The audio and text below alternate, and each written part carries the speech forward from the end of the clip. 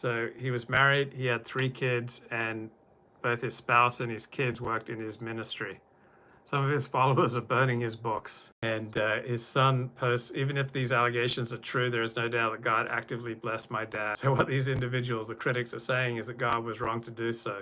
So we must now correct God's blessing mistake by erasing my dad and his voice. So Ravi Zacharias' ministry, founded in 1984, he has offices in 15 countries with nearly 2,300 staffers.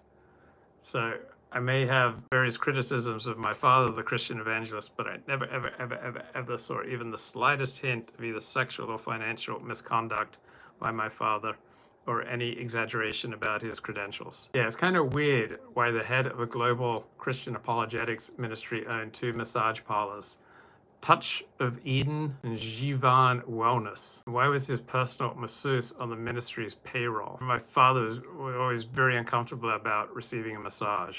So when these reports of misconduct came out, Ravi's ministry offered the staff talking points, urged them to say the allegations do not in any way reflect the man and friend I knew.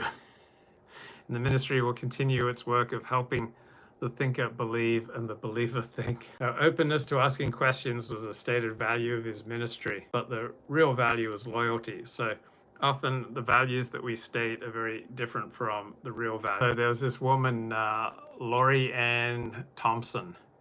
So she was 30 years younger than Ravi Zacharias, and she would email with him or text with him, and he would encourage her to first share details, including her sexual abuse as a child at the hands of her father. So in general, if you're a married man, not generally a good idea to ask women to share intimate details of their lives with you, unless you're a therapist. And then eventually Ravi Zacharias started soliciting her nude photos.